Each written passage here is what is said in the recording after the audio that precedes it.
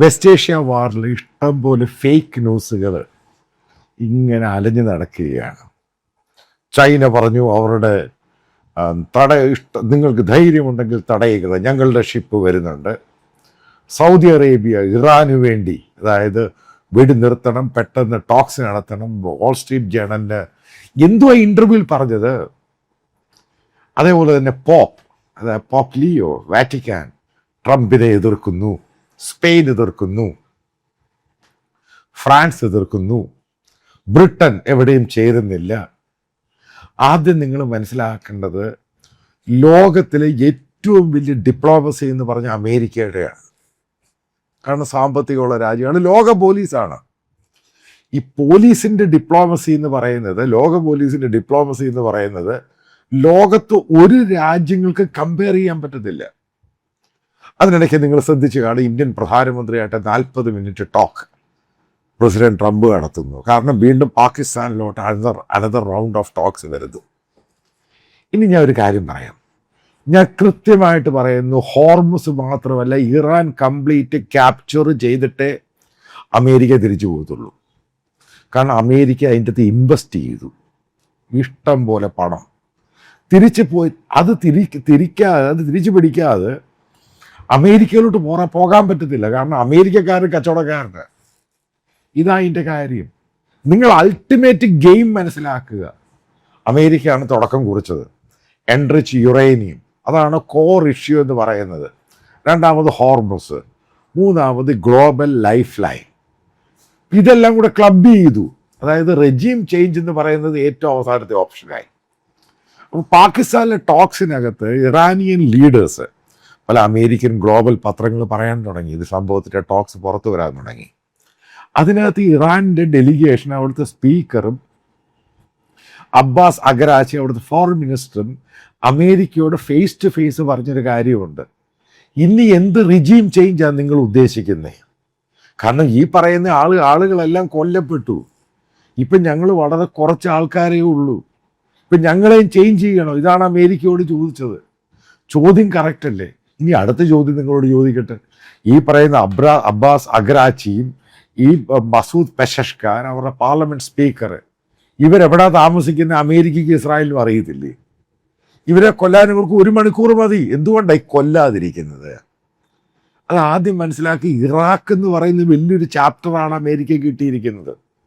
കാരണം ഇറാഖിൽ സദാം ഹുസൈനെ തീർത്ത് കഴിഞ്ഞപ്പോൾ, അവിടുത്തെ കംപ്ലീറ്റ് ആൾക്കാരെ മാറ്റിക്കഴിഞ്ഞപ്പോൾ ഉണ്ടായ ഒരു ബൈ പ്രോഡക്റ്റാണ് ISIS, അതായത് ടെറർ ഓർഗനൈസേഷൻ. അത് ഗ്ലോബലായിട്ടുണ്ടാക്കിയ പ്രശ്നം എത്രമാത്രമായിരുന്നു, എത്ര ആൾക്കാരാണ് കൊല്ലപ്പെട്ടത്. ഗ്ലോബലായിട്ട് അൺസർട്ടനിറ്റി ഉണ്ടാക്കി. അത് വീണ്ടും ഇറാനിൽ ഉണ്ടാകരുത്. അതുകൊണ്ടാണ് ചില നേതാക്കളെ അവിടെ നിർത്തിയിരിക്കുന്നത്. നിങ്ങൾ ആദ്യം മനസ്സിലാക്കുക ഇതിൻ്റെ പ്രധാനപ്പെട്ട സംഭവം. അമേരിക്കയും ഇറാനുമായിട്ട് നല്ല ബന്ധത്തിലാണ് പല കാര്യങ്ങളും ചെയ്യുന്നത്.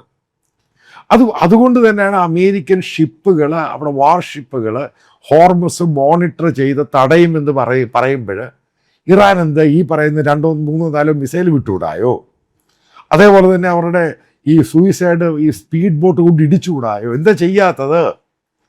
കാരണം അവർക്കറിയാം, ചെയ്തു കഴിഞ്ഞാൽ അതോടുകൂടി ഈ പറയുന്ന നേതാക്കളും ഈ പറയുന്ന രാജ്യം ഇല്ലാതാകും. അതാ അതിൻ്റെ കാരണം. ഒരു കാര്യം, ഇന്ത്യയും നേപ്പാളുമായിട്ടൊരു വാർ നടക്കുക, ഉറപ്പായിട്ടും നേപ്പാൾ അവിടെ ഇവിടെയൊക്കെ പൊട്ടിക്കും. പക്ഷെ ഒരു കാര്യമുണ്ട്, ഇന്ത്യക്കാണ് അതിൻ്റെ ഡോമിനേഷൻ എല്ലാ രീതിയിലും. അതേപോലെ കണ്ടാൽ മതി. കാരണം ഇറാൻ എന്ന് പറഞ്ഞ രാജ്യത്തിൻ്റെ ഡിഫൻസ് ഇല്ലാതായി. ഈ അവിടെ ഇവിടെയൊക്കെയുള്ള മിസൈലും ഡ്രോൺസും മാത്രമേ ഉള്ളൂ. ഇതാണ് അവർ മാക്സിമം വെച്ച് ഫൈറ്റ് ചെയ്യുന്നത്. എന്തുകൊണ്ടാണ് ഈ പറയുന്ന ഇതിന് ശേഷം, ഈ ഹോർമുസ് തടഞ്ഞ ശേഷം, ഈ സൗദി അറേബ്യയുടെ സ്റ്റേറ്റ്മെൻറ്റ് വന്ന്, സൗദി അറേബ്യയെ കൊണ്ട് ഡെലിബറേറ്റ് ആയിട്ട് സ്റ്റേറ്റ്മെൻറ്റ് ഉണ്ടാക്കിപ്പിച്ചതാണ് അമേരിക്ക. എന്താണ് സ്റ്റേറ്റ്മെൻറ്റ്? അതായത് ടോക്സിന് പോവുക. എന്തുകൊണ്ടാണ് ഇറാനിയൻ ലീഡേഴ്സ് സൗദിയുമായിട്ട് സംസാരിക്കുന്നത്? കാരണം സൗദിയും കൂടെ ഇടപെടണം. കാരണം സ്റ്റേക്ക് ഹോൾഡേഴ്സ് ഉണ്ടാവണം. എന്തിനാണ് ഇന്ത്യയുമായിട്ട് സംസാരിക്കുന്നത്? ഇന്ത്യയും ഒരു സ്റ്റേക്ക് ഹോൾഡറാണ്. അതിൻ്റെ കാരണം. ഇതാണ് അമേരിക്കൻ ഡിപ്ലോമസി എന്ന് പറയുന്നത്. എന്താണ് ചൈന സൈലൻ്റ് ആയിട്ടിരിക്കുന്നത്? എന്തുകൊണ്ടാണ്? അവരുടെ ഷിപ്മെൻ്റ് ഏകദേശം 80% ഇറാൻ്റെ ക്രൂഡും ഗ്യാസും എല്ലാം മേടിക്കുന്നത് ചൈനയാണ്. കാരണം സാങ്ഷനാണ്. അവർക്ക് സാങ്ഷൻ ഇല്ല, അവരത് വാങ്ങുന്നുണ്ട്. എന്തുകൊണ്ടാണ് ചൈന നിർബന്ധം പിടിച്ചിട്ട് പോയിട്ട് അവർ വലിയൊരു ചലഞ്ച് ചെയ്യാത്തതിൻ്റെ കാര്യം എന്താ? ചൈന അത് ചലഞ്ച് ചെയ്യാൻ പറ്റത്തില്ല. അതായത് അതിൻ്റെ ഒരു അടിസ്ഥാന തത്വം നിങ്ങൾ മനസ്സിലാക്കുക. ലോകത്ത് ഡെവലപ്ഡ് ആയിട്ടുള്ള ഡെവലപ്പിംഗ് രാജ്യങ്ങൾക്ക് അമേരിക്കയെ ചലഞ്ച് ചെയ്യാൻ പറ്റത്തില്ല. അതാ കാര്യം. കാരണം ഇന്ത്യ ചലഞ്ച് ചെയ്ത് ഇന്ത്യക്ക് വലിയ പ്രശ്നമായി ചില നേതാക്കൾ പറഞ്ഞു കഴിഞ്ഞപ്പോൾ ഓപ്പറേഷൻ സിന്ധുവിന് ശേഷം ഇന്ത്യക്ക് വലിയ ഇഷ്യൂ ഉണ്ടായി. ഇന്ത്യയുടെ എക്കോണമി താഴെ പോയി, അമേരിക്കയിലുള്ള ഇന്ത്യക്കാർക്ക് ജോലി പോയി. ഇത് ഇഷ്യൂ തന്നെയാണ്. അത് കാരണം അവൻ്റെ കയ്യിലാണ് സമ്പത്തുള്ളത്, അവനാണിത് കൺട്രോൾ ചെയ്യുന്നത്, അവനാണ് ഈ ലോക രാജ്യങ്ങളെ കൺട്രോൾ ചെയ്യുന്നത്. അപ്പോൾ അവർക്ക് എപ്പോഴും ഒരു മേൽക്കോയ്മയുണ്ട്. അതാണ് ഇതിൻ്റെ ഇഷ്യൂ എന്ന് പറയുന്നത്. അതുകൊണ്ടാണ് ഗവൺമെൻറ് ഓഫ് ഇന്ത്യ ഇത്രമാത്രം ട്രംപ് ഇന്ത്യ ഗവൺമെൻറ്റിനെതിരെ ഇത്രമാത്രം പറഞ്ഞിട്ട് പോലും ഗവൺമെൻറ് ഓഫ് ഇന്ത്യ ഒരു സൈഡ് മിണ്ടാതെങ്കിരുന്നത്. കാരണം ചലഞ്ച് ചെയ്തിട്ട് കാര്യമൊന്നുമില്ല, നഷ്ടം നമുക്കാണ് ഉണ്ടാവുന്നത്. ഇതാണ് ഇതിൻ്റെ ഇത് ചൈനയ്ക്കും അറിയാം. അതുകൊണ്ടാണ് ചൈന വളരെ സൈലൻ്റ് ആയിട്ടിരിക്കുക. എന്താണ് റഷ്യ പറയുന്നത്? റഷ്യ പറയുന്നത് ഞങ്ങൾ മീഡിയേറ്റ് ചെയ്യുക. അമേരിക്ക സമ്മതിക്കുമോ റഷ്യ മീഡിയേറ്റ് ചെയ്യാൻ? കാരണം റഷ്യ മീഡിയേറ്റ് ചെയ്ത് കഴിഞ്ഞാൽ അമേരിക്കയുടെ ഗെയിം മാറും. എന്താണ് പാകിസ്ഥാൻ ചെയ്ത മീഡിയേഷൻ? അമേരിക്ക ഈ ഡ്രാഫ്റ്റ് കൊടുത്തു, ആ ഡ്രാഫ്റ്റ് നേരെ അത് ഇറാന് കൊടുത്തു, അത്രയേ ഉള്ളൂ.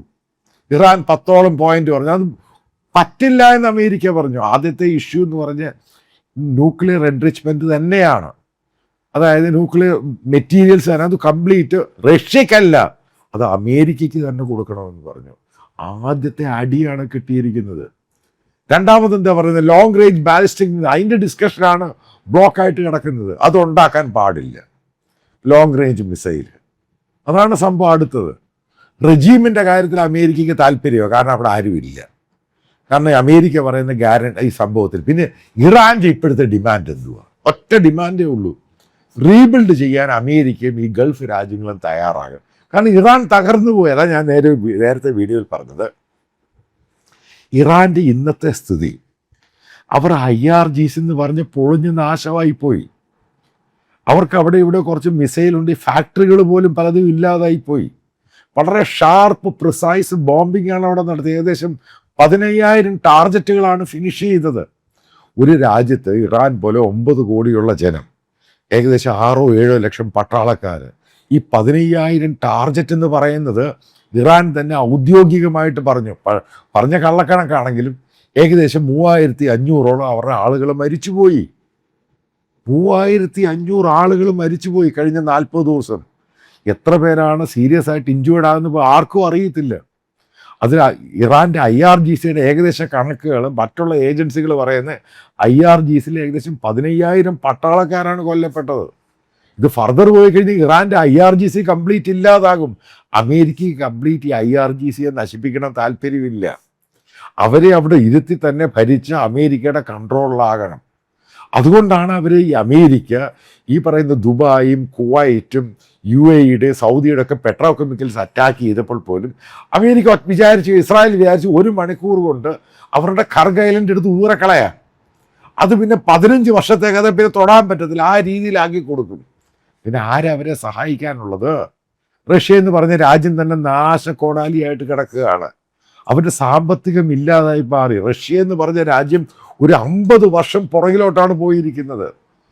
ചൈനയ്ക്ക് അമേരിക്കയെ പേടിയാണ് പല രീതിയിലും. കാരണം ചൈനീസ് എക്കോണമിയെ ഭയങ്കരമായിട്ട് ബാധിക്കുമെന്നറിയാം. ഈ പറയുന്ന അറബ് രാജ്യങ്ങളും ചൈനയുടെ എക്കോണമിയുടെ വലിയ ഭാഗമാണ്. പക്ഷെ അറബ് രാജ്യങ്ങളുടെ ലൈഫിലാണ് ഈ പറയുന്ന ഹോർമസ്. കാരണം അതുമായി ബന്ധപ്പെട്ട് ചൈന നിശബ്ദമായി. കാരണം ചൈനയുടെ വലിയ മാർക്കറ്റാണ് അത്. ഇതാണ് എല്ലാം കൊളുത്തിയാണ് കിടക്കുന്നത്. ഇവിടെയാണ് അമേരിക്കൻ ഡിപ്ലോമസി വർക്കൗട്ട് ചെയ്യുന്നത്. ഇത് ട്രംപിൻ്റെ പവറൊന്നുമല്ല. അമേരിക്കൻ പ്രസിഡന്റ് അത്രയും പവർഫുള്ളാണ്. കാരണം അവൻ്റെ സാമ്പത്തികമുണ്ട്, പട്ടാളമുണ്ട്, ഈ പറയുന്ന ബേസുകളുണ്ട്. അവർക്ക് എന്തും ചെയ്യാൻ പറ്റും. അതാണ് അവർ ഇറാനി കാണിച്ചു കൊടുത്ത് 2 പട്ടാളക്കാർ അവരുടെ ഫൈറ്റർ എയർക്രാഫ്റ്റിന് ഹിറ്റ് കിട്ടിയിട്ട് അവർ പൊക്കിയെടുത്തുകൊണ്ടെങ്കിൽ പോന്നു. അതുകൊണ്ട് എനിമി രാജ്യത്തു നിന്ന് പൊക്കിയെടുത്തുകൊണ്ട് പോകുന്നേ. അതേപോലെ ഒരു ഓപ്പറേഷൻ നടത്തി ടെഹ്റാനിൽ അവർക്ക് പിടിച്ചെടുക്കാൻ സാധിക്കും. പിടിച്ചെടുത്ത് കഴിഞ്ഞാൽ ഇറാഖ് പോലെയാകും. ഒരു പേടിയുണ്ട്. കാരണം മറ്റൊരു ടെറർ മോഡ്യൂൾസ് ഉണ്ടാകും ഇറാനിൽ. അത് ഗ്ലോബലായിട്ട് ത്രെറ്റ് ഉണ്ടാകും. കാരണം ഇറാഖ് കൊടുക്കുന്ന വലിയൊരു പാഠമാണ്. കാരണം അവർക്ക് അഫ്ഗാൻ പോലെ ഫെയിലിയർ ആകണം താല്പര്യമില്ല. അത് ഇവർക്ക് താല്പര്യം ഈ പറയുന്ന ഇറാനിയൻ ഗവൺമെൻറ്റും ഇവരും അമേരിക്ക പറയുന്ന ആൾക്കാരുമായിട്ടും അവർ ഉദ്ദേശിക്കുന്ന പല ആൾക്കാരെ ഇൻവോൾവ് ചെയ്തിട്ട് അമേരിക്ക ഹെൽപ്പ് ചെയ്യുക എന്നാണ് പറയുന്നത്. അതായത് കംപ്ലീറ്റ് ഫ്രീഡമായിട്ട് മുന്നോട്ട് പോകണം. ഇതാണ് ഇസ്ലാമാബാദ് നടക്കുന്ന അടുത്ത ടോക്സിൻ്റെ പ്രാധാന്യം. ഇന്ത്യ ഡയറക്റ്റ് സ്റ്റേക്ക് ഹോൾഡറാണ്. കാരണം ഇന്ത്യയുടെ എനർജി സെക്യൂരിറ്റി, ക്രൂഡാണെങ്കിലും ഫർട്ടിലൈസർ ആണെങ്കിലും കെമിക്കലാണെങ്കിലും, കാരണം ഇന്ത്യക്ക് വലിയ പ്രാധാന്യമുണ്ട്. നമ്മൾ ഈ പറയുന്ന നമുക്ക് എനർജി സെക്യൂരിറ്റി നമ്മുടെ ഏറ്റവും പ്രാധാന്യമുള്ള സംഭവമാണ്. ഇന്ത്യൻ എക്കോണമിയെ ഡീപ്പായിട്ട് ബാധിക്കും.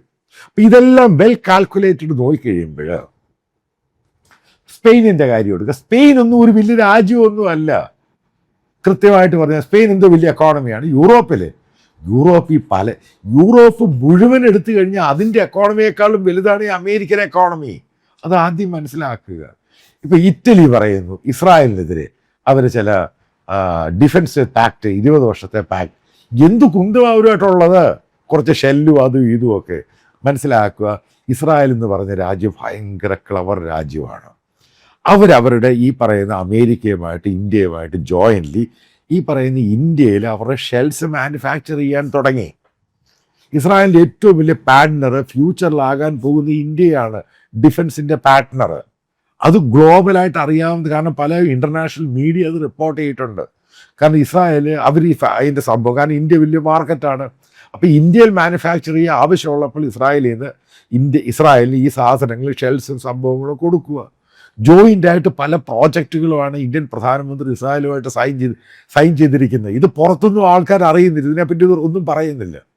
പക്ഷേ അതാണ് സ്ട്രാറ്റജിക് ആയിട്ടുള്ള ഇന്ത്യയുടെ മുന്നേറ്റം എന്ന് പറയുന്നത്. അതായത് ഇന്ത്യയിലെ ചില സംഘപരിവാർ ഗാങ് അവരൊക്കെ പറയുന്നത് ഇന്ത്യ ഇപ്പോൾ ഇറാനുമായിട്ട് അടുക്കണം. ഇറാനുമായിട്ട് അടുത്തു കഴിഞ്ഞാൽ ഇന്ത്യ ഒറ്റപ്പെട്ടു പോകും. ഒരു അറബ് രാജ്യങ്ങളും ഇറാനുമായിട്ട് ചേർന്ന് പോകത്തില്ല ഇന്നത്തെ കണ്ടീഷനിൽ. ഇത്രമാത്രം ഇന്ത്യക്കാരവിടെ ജോലി എന്തുകൊണ്ടാണ് 4 ദിവസം മുമ്പ് ഇന്ത്യ ഗവൺമെൻറ് അഡ്വൈസറി കൊടുത്തത് ഇറാനിൽ അവിടെയുള്ള എല്ലാ ഇന്ത്യക്കാരും തിരിച്ചു വരണമെന്ന്. കാരണം അടുത്ത സ്റ്റേജ് എന്ന് പറയുന്നത് ഇറാന് ഈ സംഭവം ഒപ്പിട്ടില്ല എങ്കിൽ, അതായത് ഫർദർ ഒന്നും നടന്നില്ല എങ്കിൽ എല്ലാവർക്കും അറിയാവുന്ന കാര്യം ഇറാനെ കത്തിച്ച് കളയും. അത് ഉണ്ടാവുകയാണെങ്കിൽ അവിടെയുള്ള ഇന്ത്യക്കാരെ ബാധിക്കും. ഇതതിൻ്റെ കാര്യം. ഒരു കാര്യം പറയാം, ഇതിനകത്ത് ഇറാൻ ഒരു അഡ്വാൻറ്റേജും ഇല്ല. അവിടെ ഇവിടെ 4 ബോംബ് പൊട്ടിച്ചുകൊണ്ട് ഈ കേരളത്തിലെ മീഡിയ ഒക്കെ പറഞ്ഞുകൊണ്ട് നടന്നൊരു സംഭവമുണ്ട്. അതായത് ഗാസയിൽ ഹമാസ് വിജയിക്കുന്നു, ഹൂത്തികൾ വിജയിക്കുന്നു, ഇപ്പുറത്ത് ഹിസ്ബുള്ള വിജയിക്കുന്നു. അവസാനം എന്താ ഉണ്ടായത്? അത് മുഴുവൻ റബിളായിട്ട് മാറി. ഒരു പ്രയോജനമില്ലാതെ ഒന്നുമില്ല. ഇത്രയും ആൾക്കാർ കൊല്ലപ്പെട്ടു. അതായത് ഇവിടെ നിൽക്കും 3500 3700 പേരാണ് കഴിഞ്ഞ 30 ദിവസത്തിനുള്ളിൽ. അത് ഔദ്യോഗിക ഗവൺമെൻറ് പറയുന്നത്. അനൗദ്യോഗികമായിട്ട് ഏകദേശം 15,000-20,000 പേരാണ് കൊല്ലപ്പെട്ടത്. ഇഷ്ടംപോലെ ഇറാനിയൻ പട്ടാളക്കാർ കൊല്ലപ്പെട്ടിട്ടുണ്ട്. ഇറാൻ്റെ ടാങ്ക് വ്യൂഹങ്ങളൊക്കെ നശിച്ചു പോയിട്ടുണ്ട്. അല്ലെങ്കിൽ അവരുടെ തൊട്ട് 5 കിലോമീറ്റർ ഇപ്പുറത്ത് ഒരൊറ്റ ചോദ്യമാണ് ചോദിക്കുന്നത്, അമേരിക്കൻ വാർഷിപ്പ് വന്ന് നിൽക്കുകയാണ് ഹോർമസ് മോണിറ്റർ ചെയ്യാൻ. ഇവരെന്താ അനങ്ങാത്ത? അവർ അനങ്ങിയാൽ അവർക്കറിയാം പ്രശ്നമുണ്ടാവുമെന്ന്. അതുകൊണ്ടാണ് എങ്ങനെയെങ്കിലും ഒരു ടോക്സ് നടത്തി മുന്നോട്ട് പോകുക.